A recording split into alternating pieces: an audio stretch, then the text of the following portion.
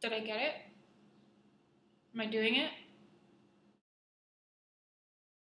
So today we have to talk about Mindy Kaling, and more specifically, we have to talk about Mindy Kaling's book, which inspired me to lie in bed after I had finished reading it, trying to fall asleep, writing my own story in what I perceived to have been her voice in my head, which I thought about putting somewhere on the internet and decided against it. But the point is, this is Mindy Kaling's book, Is Everyone Hanging Out Without Me? And it is fabulous. Published in 2011. I had heard about this. I'd heard about it from a lot of friends who all said it was phenomenal, and I just hadn't gotten around to picking it up until I found myself in the possession of a Barnes & Noble gift card and just sort of bought a whole bunch of things, by which I mean two. Because I was a longtime fan of the American version of The Office, I knew that this book would be good because I always valued Mindy's character on the show. And she's a really funny comedic person herself, and so I knew that I was going to like it.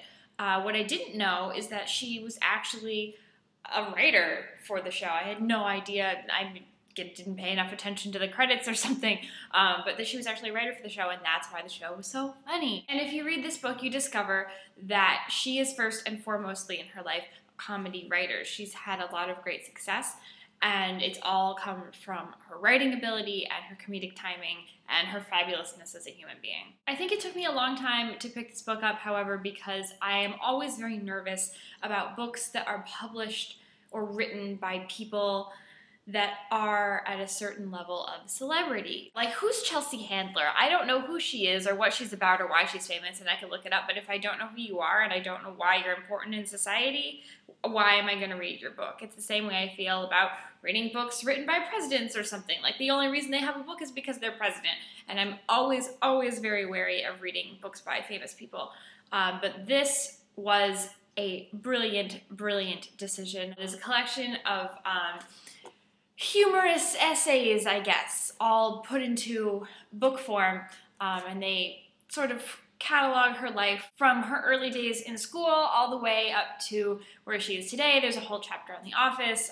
It's divided into really great chapters, and most importantly, I was up until the very wee hours of the morning reading this book, laughing hysterically to myself in the dark. Generally, it takes a lot to make either Bex or myself laugh out loud. When we read a book, it takes a lot more to get Rebecca to laugh than it does for me. But I was sitting in my apartment reading this book out loud to my roommate at various different points because it was funny enough that I had to share it. The writing style is completely in first person, like she's talking directly to you. I felt that if I knew her, this would be a conversation that the two of us were having.